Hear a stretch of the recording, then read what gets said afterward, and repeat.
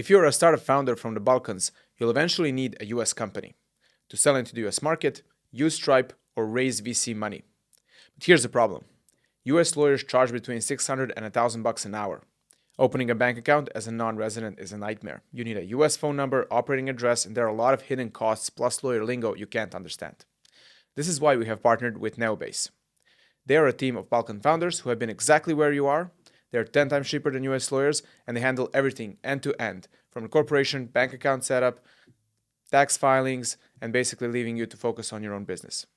Head to neubase.co, book a free consultation, and mention Scale SE to get 10% discount off your LLC or C-Corp setup. Today's guest didn't just build a startup. She built a stage for startups. Joining us today is Sanja Mitrovska. She's the founder of Founder Games, one of the most unconventional accelerator concepts to come out of the Southeast Europe. What began in North Macedonia last year quickly evolved into something bold. A 20-day yacht journey from Greece to Croatia, 20 startups on board, live investor pitching, real-time challenges, and a reality TV format with a $300,000 investment prize for the winner. But this isn't just spectacle. Behind the cameras is a serious strategy. Founder Games is now expanding globally, partnering with accelerator programs in the UAE, Dubai, Brazil, and basically building a platform that merges capital, content, and startup competition. Today, we'll talk about why she gamified acceleration, what SE founders are missing compared to global ecosystems, and whether entertainment can become a real force in venture capital. Sanja, welcome to the show. It's very nice to have you. I'm very much looking forward to having our talk. You are the founder of the famous Founder Games show. But we want to know, who was Sanja right after college? What was your first jobs, first career steps, and all that before you started your company, which is Networker, and then that migrated to Founder Games? Oh, that's a very interesting question, because my career started at 14. I was something that now I'm happy. If YouTube existed and all of this social media, I would definitely been bullied. I was a TV host at a TV station in my hometown, Bitola, and then for Silhouette, we filmed also show for beauty with celebrities, etc. And that was until 18th, and then I went to university. So, and this is literally my past dreams, even, and past life, because at the university, and that's what I wanted to be, I was a teaching assistant at Faculty of Economics, more specifically statistics and human resource management, sort of with KPIs, metrics, something. And I was at the university almost 3 + 2, 5 years, basically. So while I was studying, I was, again, demonstrator. I don't know how the exact term. So it's like when you lecture, helper, sort of. And then I stayed to work there, and it was science. I was very attracted to science. I was studying. I was working at the same time, because I was a financial consultant selling the most hard things to sell: life insurances, investment, funds, etc. So, but I thought I will be university professor, and at one point having a Nobel Prize. That was my modest goal. But then something changed at 25. I believe in quarterly crisis, not midlife crisis. Something changed, and our ways with the university went away. So I couldn't stay anymore there. That's how I felt, because I don't fit perfectly in systems and in hierarchy and predefined things. So my father wasn't the happiest about it. He wasn't speaking to me 3 months straight about that. Okay. Yeah, because the best female profession is university professor. Why would you pick anything else? Yes. So, but that was Sanja. And then slowly from that, I pivoted to financial consulting, something that it was easy for me to do for companies. But they had some money under management that I was already managing in bonds and shares. That slowly, okay, what if we, small portion, try to put in startups? But then I realized, I thought, I won't have enough money. To manage them, it ended up being that there's not enough investable startups. That's how we created Networker, and we started, besides only matchmaking, we realized that we need to develop the startups, basically. So that's how we entered in the startup process with these Google Design Sprints, which is like a short, compressed proof of concept stage in 5 days. Okay. So how long were you doing the Networker for, and what results did the startups that you are working with get? Yeah, Networker, this is the 7th year. So I founded 7 years ago. And we thought, as I said at the beginning, that it's so easy to just match founders with investors, and that my biggest pain would be having enough money, which ended up being totally wrong. And that's why the name Networker, we thought we'll just connect. And we started doing these design sprints that day last week. In the first 3 to 4 years, so overall, we helped startups fundraise through us and through our syndicate of angels, and back then Fund of Innovation that we had in Macedonia. Sure. 4 million almost. But then I realized that there's another issue of the founders thinking big, global, and yeah, so that's something that I changed. But Networker overall, we help many startups with these design sprints methodologies, which is a compressed way, as I said, from an idea immediately to validate your product in 5 days, sort of hackathons type, but it's just not scalable anymore. So that's why and scalable for us to scale our efforts in order to attract better founders and shape their mindsets. Sure. So what gaps did you see in Southeast Europe that made you think, oh, we need to create another accelerator program that has a specific edge to it, which is founder games? It was actually not just gap, I would say a huge slap from the market. Okay. We broke a Guinness record, and that was in 2022 for the longest business pitching marathon, because I had this thinking, okay, now we do this design sprints. What if we can now scale, and besides connecting the startups with early stage investors, angels, we can connect them with VCs, and then more to start focusing on startups in a growth stage, not just ideation. Sure. And we organized this event where we gathered a lot of founders, that therefore the longest business pitching marathon, which is almost 30-something hours pitching, founders changing, and the judges basically break the record, and then the winners got funding. And I thought that because it was a Richard Branson record that we took, I did it for an idea, so these investors, foreign ones, will put us on the map, that there is something, because back then that was the first record broken with an intellect. Before we have Tavče Grače, something Oro, nothing related with. So I wanted investor to put us on the map, and then these foreign ones, and I thought that only they need to see us, look, this wonderful startups. But then, as I said, I got this slap because the founders, they told me, are not investment ready. They saw 80 founders.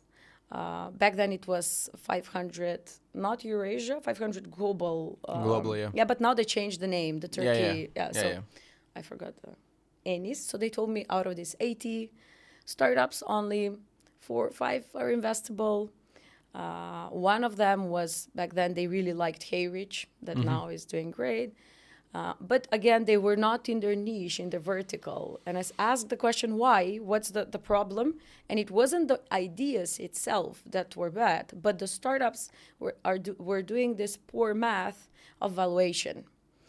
They never directly scaled globally and started gathering traction abroad, but their appetite, their ambition was, I'm going to expand to Serbia, then Croatia, then so Balkans, and then I will think in these total available markets, etc. And then I will target Europe and maybe world. So, but they were gathering traction and proving their concept, their product in our markets. So even if they had revenue and we thought they're great, and even the products, if they were innovative enough, they had this glass ceiling mental barrier to think how their products can be applicable for the world. Sure. And that's, they didn't know the VC math, because it's a math, necessarily just math, if you fit VC or not. Yeah. Sometimes just there's not enough available market. So this was the gap that we realized. And then I was like, okay, how do you impact mindset? How can you impact mindset that, and it's not just here, we started talking even here with you, I know, Serbia, so all around we spoke, Turkey was, so these countries here, they're Albania, they're very, very similar in this sense, everything that is emerging markets. And Sure. And that's how we ended up with entertainment, because with entertainment, for my ex-profession, being a teaching assistant university, I know how many students chose entrepreneurship because of Shark Tank. But Shark Tank was a blessing and a curse, because it was inspiring students, but it's a curse because it was a perfect excuse for our Balkan people to say, well, I'm not born in US, I'm not born in UK, so they could not resonate with them. So I said, we need to take founders from here, do something that we were anyways doing, this Google design sprint sort of compressed process, but as accelerator process. So it's like to do it systematically from, like every accelerator has topics from 1 to 10. Sure. But do it as a sprint necessarily. Give them a business simulation. And while we impact these startups, document the process, film it, stream it, then other founders can learn through their shoes. So we ended up being sort of like the apprentice of Donald Trump, but for entrepreneurs, not Shark Tank. Our reality show, Founder Games, is showcasing everything behind the pitch, the process, the pressure, because that's what necessarily entrepreneurs are best at and worst at. And this is something that I think that if we want, and therefore this mental barriers. So this is something that's the gap that we pointed, and it was painful for sure. Yeah, I mean, I can imagine bringing 80 startups to pitch for 30 hours. How does that work? Do judges like rotate? Did you sleep for 30 hours? Did you go home and then come back? No, you cannot sleep, but you can. No? No. What were you doing for 30 hours? You're in one room. You cannot literally, like, you're in one room and you cannot exit. That's how you break the record. In 30 hours, you earn overall. So in every hour, you earn a couple of minutes break, meaning you can go to toilet. But all of the judges, the 4 ones that we were, the investors, we needed to go to toilet together at the same time. So it's like, imagine, of course, we cannot sleep. So for 30 hours, we had around 1 hour total breaks, but you cannot use it. You're terrified. So we used 30, 40 minutes overall breaks. It's just to go to toilet. That's it. And it needs to be organized. We had separate, very like close to our room, the pitching room where everyone was entering, because this was also streamed. Because UK judge needs to validate. It's a Guinness record at the end. They came on board, but also it's live stream for them to see. So it's like massive organization, no shock, breaking a record. It's not something that I expected. Or you just sit there. No, there's a lot of things. Electricity cannot break up. If the electricity breaks down, the record fails. So we needed to have, I'm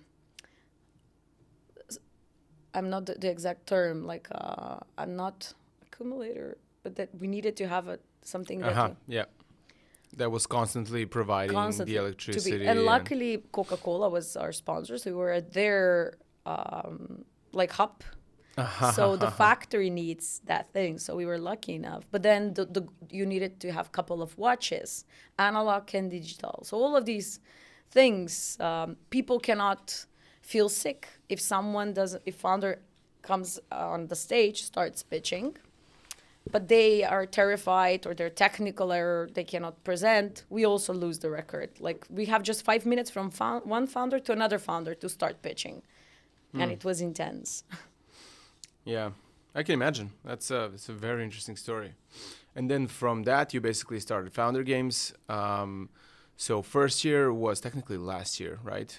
Or it was we did one pilot in Macedonia, and last year was the first season, basically second season overall. Now I'm teached as the expansion started and the intellectual property. The pilot is something that we call it a pilot. We were calling season 1. Last year was season 2, but now that's a pilot. This is the second one. Okay, cool. How did how did season 2 go? Because I know that it got streamed on a couple of platforms. I think Voyo.rs and some other platforms as well. You also went to a film festival where you presented the show. Talk to us about how that looked like, and how does generally like filmmaking and media and all those things work? Like, how do you find a film festival where you're going to present a show which has 10 episodes airing for 1 hour? Yeah. Like, how does that work? Yeah, it's a totally different industry. It's show business. So we necessarily, the season 1, the last season, the first regional one that targeted 15 countries, we prepared it as a YouTube show. We really thought it will end up being in YouTube, like the pilot was. But then along the way, I remember our film director, who, by the way, is an awesome person. He did successes in his career. He's working investigative reportive lab, which is so drama, corruption, those things. And somehow it fit perfectly with us because entrepreneurs also are interesting people. So there is drama, even though it's unscripted, our show. There's a lot of, if you put founders under pressure and we give them concrete tasks to do, the drama happens. So when I remember we closed the first episode, he just turned to me, he said, Sanja, I think we need to target Macedonia National TV. And that was, he still says that he cannot understand how, from that point, then we ended up on RTL 2, on national TVs around the region. But to me, it was a business. To me, his comment was a proof of concept because he knows what he was talking.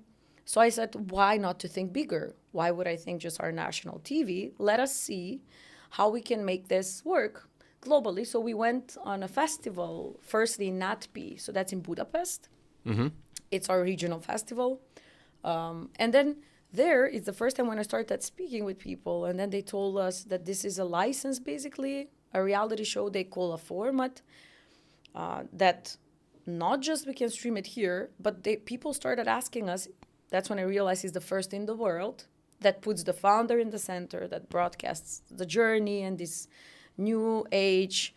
People want to know how they can become founders, how they can earn money. So that's what we necessarily prove.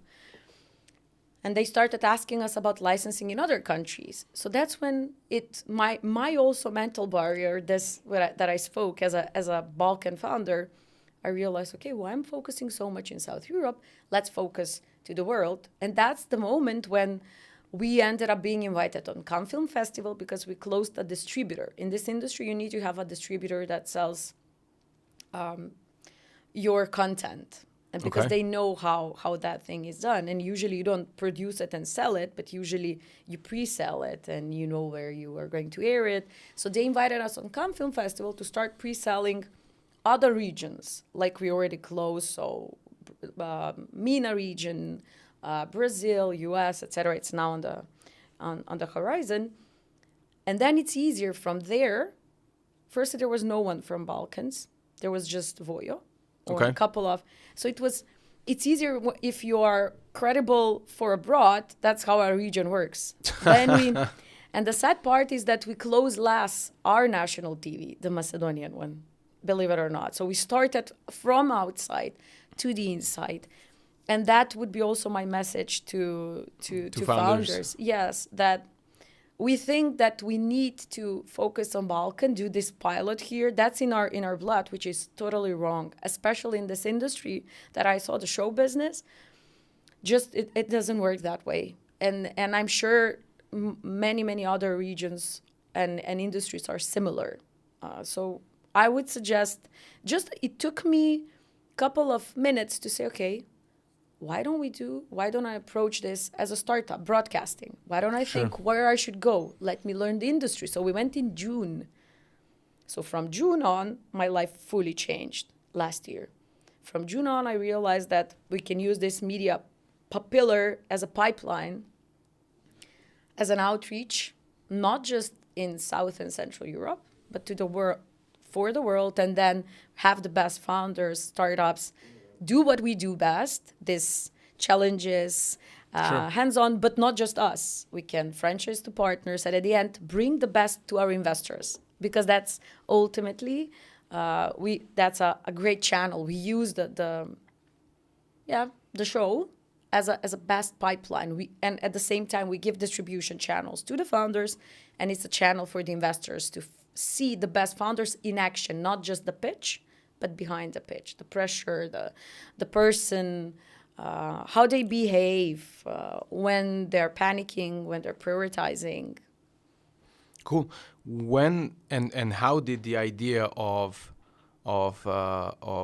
putting 20 startups for 20 days on a yacht, going from Greece to Slovenia, or? Yes, we're still locking the final, but we know that we need to finish somewhere here and then go to. How does that idea come to your mind? I mean, it's such a good idea, but like out of the box. Again, if you approach it as a business, when I went to Budapest, NATPE, and then Cannes Film Festival, which was in October, I realized what we need to do as a setup. Because anyways, then I realized it's the first in the world. Before, as a reality show, accelerator, broadcasted live, unscripted. There are many scripted shows. This is real. That's the difference. So I said, I can increase the pressure. I think it's the only reality show that's on a yacht, because I haven't seen a reality show on the yacht. Exactly. So that's how I decided, okay, what's that one thing that will make us different for broadcasters, because they don't understand accelerators, equity, startups, investors. To them, we are very similar to The Apprentice and to Shark Tank. Sure. For them, and for us, it's totally different. Yeah, Apprentice, it's about employment, about being fired or hired. Yeah. And that show had massive impact. They say that that's one of the biggest reasons why Trump is president now. And then you have Shark Tank, which is just investor egos, and I will invest in you, not just the presentation and this setup scripted one. Yeah, and and Shark Tank is mostly about like businesses in general, not necessarily startups. There are very few startups that are on Shark Tank. And it's just dramatic. It's not done by a company that originates from startups and investors. It's done by production companies. They have the investors, but the producers think mostly to be dramatic, but they forget then for the quality of the startups. In our case, because I come from this industry, my background is not production. Somehow I ended up being executive producer. That's this word that I'm learning. Well, you have been a host from 14 to 18 years old. That kind of ties into. Maybe. That kind of. Even though I was I think I was a very bad host. But still. But it was about beauty. I don't believe in necessarily being beautiful and make up. And so I believe in startups. That's good. But you have like a very clear history. You were a podcast host on a TV show for 4 years when you were young, and then you were working in these sprints, and then you were working with startups, blah, blah, and then you combined basically. If we go back 10 years, you combined all of the things that you know into what you have now, which is the Founder Games, right? Yes. And that's what some people would say true founder product market fit, because that's what you've been doing for the last 10 years, and it perfectly fits into the exact needs of the startups here. Yes, there's something even else that I forgot to mention, but now when you put it like this, it is a package. Also, when I was young, from the city I origin, Bitola, it's one of the oldest in Europe even, cinematographers festival called Borake Manaki. And I was... there you go. I was a host there for this cinematographers that come. So like the Troya cinematographer, like these famous actors. And I saw it, but that was very young. So also, again, from 7 years, I was doing that only part-time because I was really interested about that mind of how these people think. They don't think that business, but actually producing a reality show, it's a business. So to me, it was a perfect combination. When I saw... that they need drama, and we have already the real startups and quality. I just said, how to put more drama? I said, well, founders will do their best if you put them together on a yacht, 3-4 weeks, just put them together and then let them do the co-living, because it was magical. Even last year, we were bringing founders 4 times for 1 week, so 4 weeks overall. Yeah. I remember. enjoyed with them. It's not just because I'm also a founder, so I really enjoy to be surrounded by founders, because then you feel like you're not crazy, because it's ultimately a lonely profession to be a founder. We barely Especially feel understood. here in the Balkans. Yeah. I mean, we have friends and families that support us, but it's not the same if you share like what's the potential loss, or what you're pitching about millions, but you're in minus in your account. It's like that's something that you can share only to a founder. So put them on a yacht, give them challenges, tasks to do. Drama will happen by itself.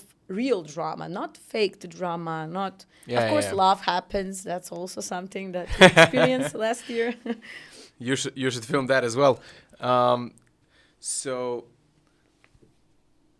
what do you think happens in these like high pressure environments to founders? Like they're 20 days on a yacht. What about founders who might be, for example, seasick or whatever? What happens in these like psychological high pressure environments? Plus, they're being filmed. What happens to the founders, in your view? Well, the founders we work with, they already have some traction. Either they most of them fundraise before they have revenue, meaning they already know how it feels to be exposed and to be rejected and to be. So they already are familiar with a feeling being under pressure. I don't know about feeling seasick. That's something literally. It's like I don't have a stomach.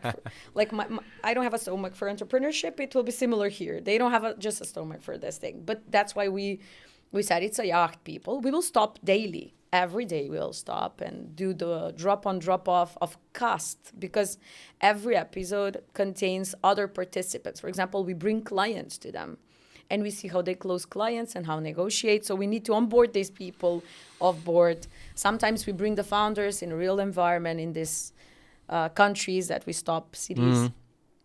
So the best thing that happens is the pressure. Like very, very compressed environment and competition, positive competition between them. Immediately there are founders that like each other, dislike each other. There are these groups. It's like normal.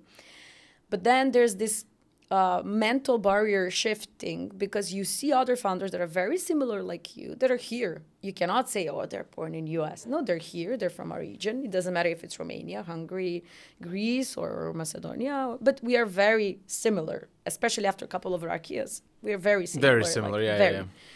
And then we even at a certain point we even start speaking the same language. Yes, after a couple of rakias. So that's when you give them a task to do, they learn by seeing each other, and by positive competition. They started sharing even contacts, clients, resources, tools. They were sharing accounts. So let's say I have a paid tool for X, and I will give it to you with my account. So that was something that we witnessed last year. And they were talking like these beautiful talks about creating something, failing.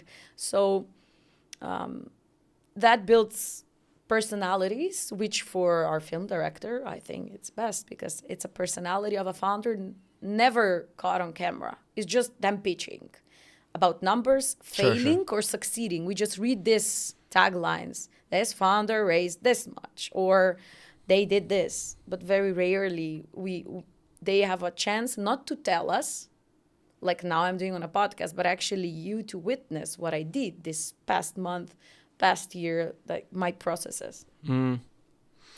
What do you say to critics who might say that this is entertainment, not serious venture building? Oh, I would say that it's first in the world because of that, because it's a combination between entertainment and venture building and startup. I would say that my background, I would never, and I say this with a full responsibility, I would never do drama just for the sake of it if it doesn't represent the founders, because the reason why I started this, as I mentioned before, is this show have an impact to future founders, future generations of founders. If we broadcast the founders in an unsuitable, unreal way, I don't think there's unsuitable way. I think there is unreal if I push someone just for the sake of the drama. So then my message, my vision won't succeed. That's why it's like I would tell to that person, do they know why we started this at the first place? Because then they will know that we won't compromise with it. That's why we didn't. We can sell this as a license to these big production companies. That's also on a table, and we have a conversation with them. But then they will take the format in their hands. And the first thing is they would like to pour some drama into it and their hands. I would rather work as a co-producer with them and fight, because we do fight a lot. It needs to be interesting for the viewer, but it needs to bring value to the founders and investors, because ultimately we do this, as I said, we are the first media-driven venture ecosystem. So venture ecosystem is the third pillar, the most important in our... But the show, at the other hand, it needs to be entertaining, because then we would lose our USP. So it's a balance. It's a very complicated thing. I can just tell my vision, why I started this, the beliefs, but it needs to have entertainment for this thing to fit. But again, next year when you have real success cases from the startups from the show, you can say, you can say that we are not a serious venture builder in a sense, but it would you need can some also see 3 years to 5 for founders to start. But I think that maybe even, as you say, maybe sooner, because I mean, they're startups. They either fail fast or and die off, or they get big success, right? Cool. So talk to us about pivots. So founders, you are a founder. In a sense, founders face pivots and problems and challenges every day. And sometimes it feels lonely in a sense. But one of the reasons why we are doing this podcast is so that we can talk about failures, we can talk about the problems, the pivots, the let's say unsung moments of successful entrepreneurs. What were what were those moments for you where you had to pivot really fast, or you had operational challenges while doing founder games, while filming? Can you talk to us about some interesting stories? Yeah, this is the best topic, I think. To me, pivots are, they start as a bankruptcy or as a threat to bankruptcy. And it's the first sign that something happens that you think, oh, this will destroy my company. I had 3 near-death experiences of networker overall, and all of them brought me to creating design sprints, as I said, this methodology for compressed things, because I realized that we cannot earn just commission because we make startups with investors, because there's not enough matches. So we need to build the startups. Yeah. That's why we created design sprints, and it was something that made us, it boosted as a product 3x our revenue in the second year after our starting. So the first pivot started as a bankruptcy threat, as something that I heard from the market, as I said, the slap of the market. The second one is after this breaking of the Guinness record that I just told you about, because our founders don't big, then we realized that the founders don't think big enough. So, and I really faced again a bankrupt, because if we didn't pivot, necessarily my company cannot scale. And the best, we cannot charge startups a lot from design sprints, meaning we need to be a venture studio sort of equity. We need to bet on them, have skin in the game. But if they're not successful, it's a question of time when our company will also fail, because we are lacking the ecosystem. That's why we created founder games. This community ecosystem to scale our efforts, but basically it's to find the best startups in which we can be part of, because we have skin in the game with them.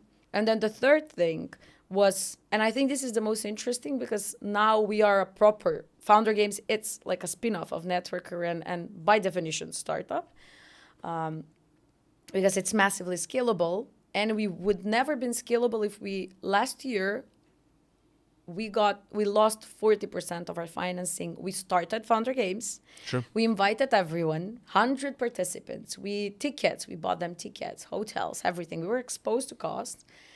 And 40% of the financing should have come from USAID. Okay. And that's something that we signed. We signed December.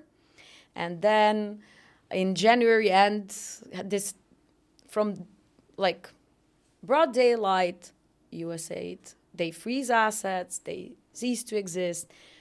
And I needed to make a very tough decision. Are we continuing? Because the founders are here. We just brought them. We started even filming. It was the third or fourth day of the filming. So we were filming the second episode or something. So do we continue? But on the other hand, I saw that the founders, the startups were great. From these 15 countries that they came, I saw that we have asset because we own a small portion of equity of the startups that apply in Founder Games. So I realized, okay, this is something that I can sell maybe. So then that's how we started selling portfolios to investors that want to enter in 20 startups, have a foot in the door, to continue financing our show. And that made us very interesting in NatP and Cannes Film Festival afterwards, because no shows in the world, especially this type, are self-financed. Never. They usually get the financing from broadcasters, TVs, producers, then they do. For them, it's a proof of concept. If there is a math here that investors are backing this up, sponsors, and then startups are also happy in this whole ecosystem work, it's a clear proof that there is business behind. And imagine if we add now the production component, because now production should pay for the acceleration, basically all around in the world. Not our region, sadly, but everywhere we expand is just... So that pivot about us integrating this SPV, like venture mechanism, owning equity, selling equity, and now even we're thinking of either joining some fund or creating sort of for follow-on investments, because with the show, we will expand worldwide. We will have the pipeline. It's very smart to put money also there besides just the acceleration and the visibility.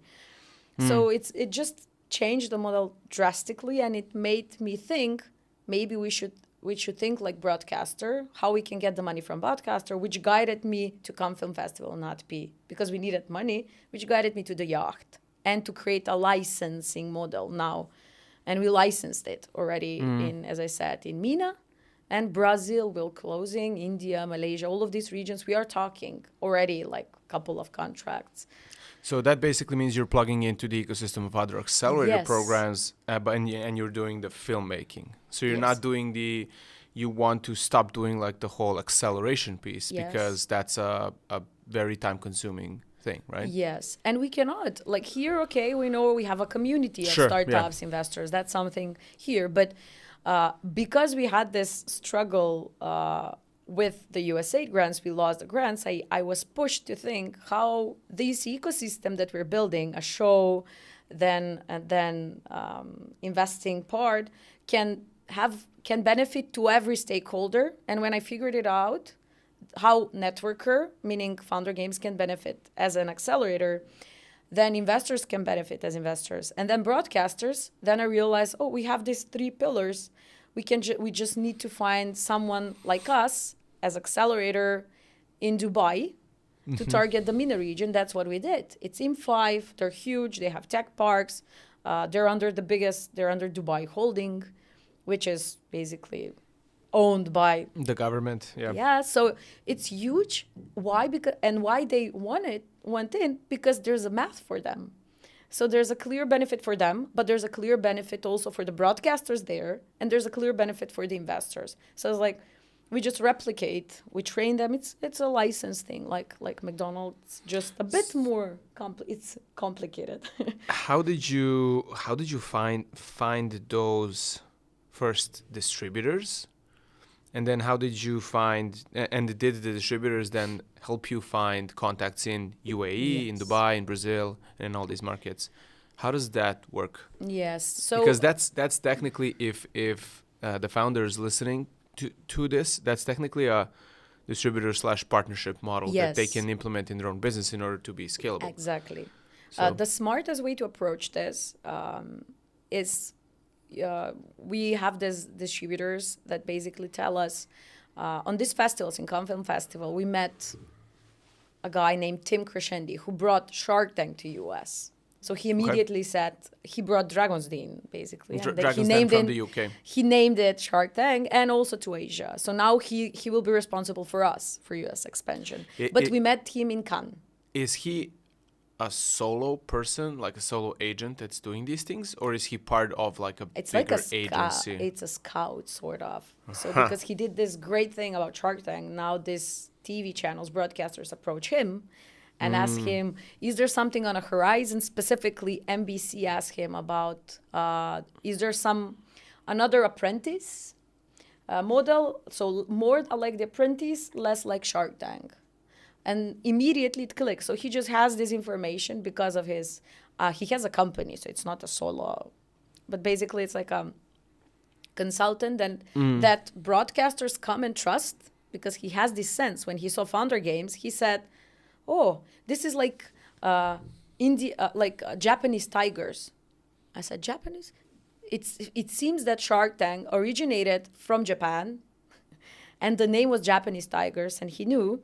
So he said, and immediately he paraphrased. He told me never to mention that Founder Games, it's accelerator broadcasted live. He tells nothing to regular viewer. He said, this is a show about dreams.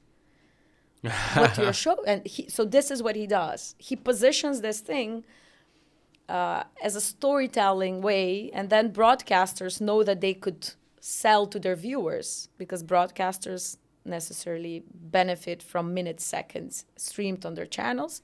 So in these festivals, we target the regions that are big enough, Sure. like Arabic speaking region, LATAM, big enough to be interested in something like this. Then they covered. That's the first signal that is interesting. Like in Brazil, we know there is a co-producer that knows that they can make money out of this show. Now our process is we already speak with local ecosystem partners there. So we are now selecting accelerators that have community of investors, mentors, etc. Because we pay them, we can select them, see who really is a legit community. Mm-hmm. And then we train them. They open call for application and everything. And then we know where the show will air. So that's the expansion strategy. And I suggest that to every founder to think because there are very few broadcasters in the world. It's smart to start from them. It's scalable. Then when we see a region, then we find accelerators. And at the end, we find the startups and investors. But we outsource that to a local partner. Sure. How did you come up with the name Founder Games, and how did you trademark that? Because it sounds like a very good name that out of the box, I would say, oh, there's something that already exists. Yes. Because Hunger Games, Yes, Game of Thrones, the Founder Games. It sounds like a brand name that would already been taken. How did you... Yes, it came up from... a friend, and also he was our CTO at the time, and he recommended it. He said, oh, it's great. Like we were brainstorming names, and he said, Founder Games. It will sound like Hunger Games. But then we checked, and Founders Game already exists, and it's a pitching event, something like a game for startups.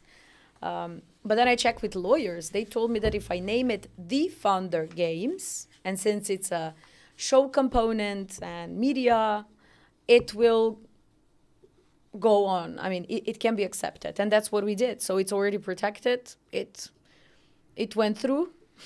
For now, we're good. And also here, the most important part, it's not just the name, but it's you need to deponate in authorship agency the structure of the show. So that's something that they call it a Bible of the show. So these things, that's the IP, basically, the most important thing. The name they can adopt in different regions. In Brazil, they will definitely do it. They will change. It will be like the Founder Games, but in Brazilian. Portuguese. Yeah. In Portuguese, yeah. But the roller coaster, everything, they will take it. Yeah. What is your advice to founders in this region when they have some revenue, they have a good enough product, but they're not thinking global enough. What is your advice for them? Like, what can they do right now, today, or in order for them to think more globally and to figure out how to fail faster and scale their business faster? Just to surround themselves with similar founders at their stage, but from someone that they don't know outside of our definitely a region. Preferably, they can speak with US founder just to exchange notes. They can even write on LinkedIn. The best would be if they can travel to US to see how these people. To me, that was the mind opener. The first trip to New York. That's when I realized, oh my God, we're so back. It's a very tough reality check, but it's in the mindset back. It's not in the technical part that we're not creative enough. So just if they cannot travel, I would just suggest them to meet, have some virtual coffee, just exchange notes on LinkedIn with 5 founders similar at that stage. Literally to ask this, just to see how they operate. And definitely they need to be ready to feel bad about themselves after that, because they will. And there's nothing bad in it. That's the moment where the evolution starts, the progress, because that's when they can start thinking, okay, what is Vladislav now doing? Like, I'm now, this thing that I'm saying, they will just figure out a way. It's a system, it's a recipe. So they would just try to say, okay, how I can make this thing. It's not, that's why I say it's a positive competition. It's not competition, even mirroring. Just in their industry, they can do what I did. And that's so they can surround 5 people. That's my recommendation. Or they can come on a yacht on Founder Games. That's why we do this, and we surround together. Yes. All right, cool, amazing. So for the startups listening, apply, look at Founder Games, and you're going to be on a yacht for 20 days with other founders. And the best one wins $300K investment, right? Yes. Yeah, they're working on the product also. It's not just like they're constantly working. It's full pressure working, improving the product, not as coach, someone teaching them, but there's clear business simulations that they do. So that's the biggest gain. Cool. Now we're going to move to like quick and short questions. The first one would be, what is one guest we must absolutely bring to the podcast that you can personally recommend, and why? Should they be, so physically you film, right? Or online also? Yes. I need to think somewhere. Yeah. Ideally a founder or an investor that we can bring to Serbia, or that if he's somewhere else and he or she is very interested in doing the podcast, we can also come to them. We're traveling quite a lot. Okay. So I have 3, but the most, I think, 2 are ladies. So one is my investor, Liora, and she was my mentor for years. But she lives in Tel Aviv. So basically, she sometimes comes here. So maybe we can arrange something. Why? Because she is not in startups world that much, but mostly in empowering, and I think she can speak about chutzpah, something that I've learned now from in Hebrew, and it means audacity. So Liora Kaspi, audacity, how in that startup nation people just do things, how they connect between each other. When you ask a regular average Israeli investors, founder, it doesn't matter, for a coffee, they open their network, they just start, and they are very okay to tell you no, to ask you for the question, but they have this audacity to ask for things we are not used to here. We are not, firstly in Balkans, we listen, we try to see what the person wants, needs, and then we feel that if we give them that, then we can ask for things, which is totally wrong. In startup ecosystems, these things need to be very fast, and she taught me that, and I think they learn it from military. So that's how they need to be tough and have audacity to do that. And but the most visible one, it's Timi Girau. It's our advisor. He was ex-Unity core team member. He lives in Sweden, but also Romanian. He travels. He was a judge at Founder Games. he has this really founder energy, but also he's an investor. So he invests, and now he has another startup. They were accepted in NVIDIA, something now. So it's and got investment from A16Z also. So Nice, cool. these two, depending on the Depending on where they are in the world. and if you go in all New right. York, Sylvia Lupu, but that's New York. All right, Sylvia Lupu. Lupu, yeah, she's also an investor, but she has a community of founders. If we do founder games in US, it will be definitely with her. Okay. And she's Founders Institute director. Okay, cool. What was the period in your professional career that you felt the happiest, and why? And I'm guessing it's now. Oh, there is one picture, literally moment. It's when they gave me the record, the Guinness record, and I do, because it's like a trophy. It was a pure happiness, not that much because I achieved the Guinness record, but because I realized at that exact moment that I would have never achieved it by myself.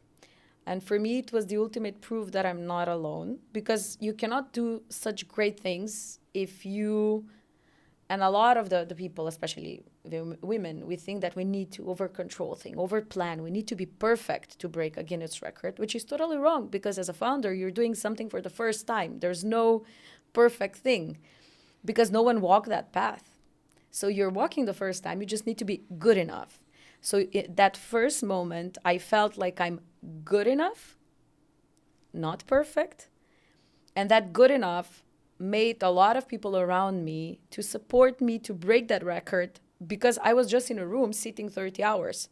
I was fully dependent on others. It was the first time I gave full trust, and it turned back justified.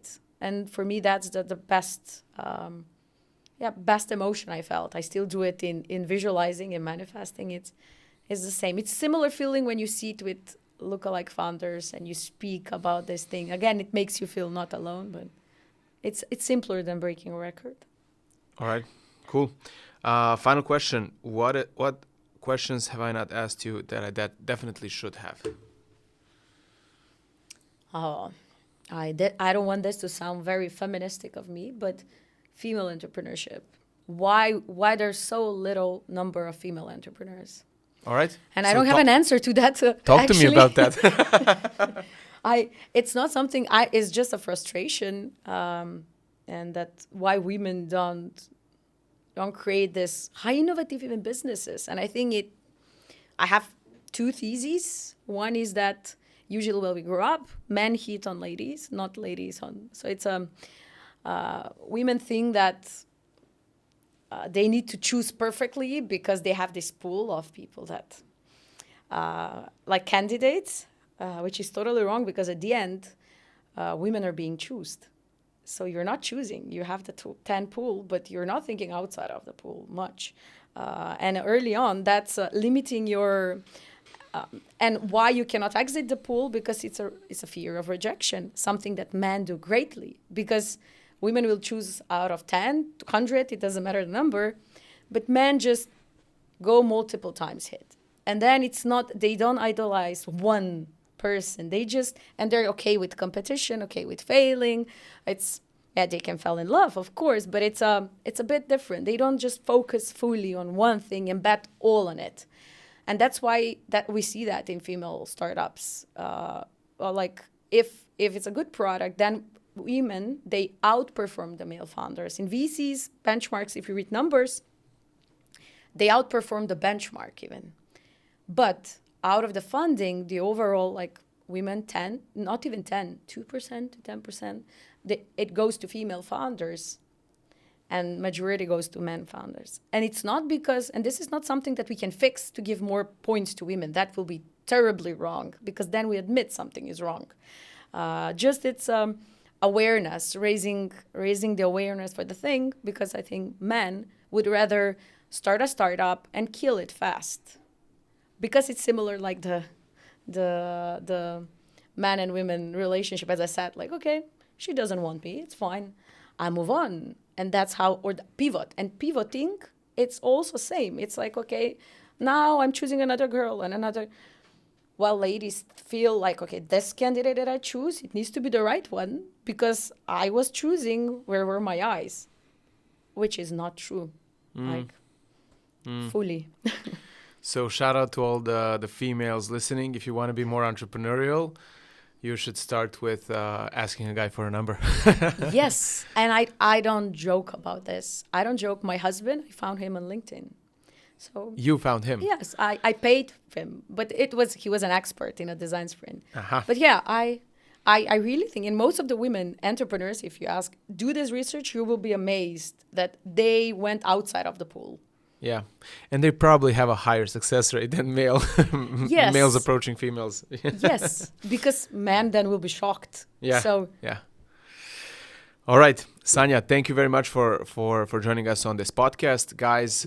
Founder Games, take a look. Get a subscription on voyo.rs or any other or Player channel. Plus, I don't know, depending on which country they are, maybe Player Plus. Player Premier. Plus, and let's see what Founder Games looks like in a couple of years when they are a global brand. Thank you very much. If you're a startup founder from the Balkans, you'll eventually need a US company. To sell into the US market, use Stripe, or raise VC money. But here's the problem. US lawyers charge between $600 and $1,000 an hour.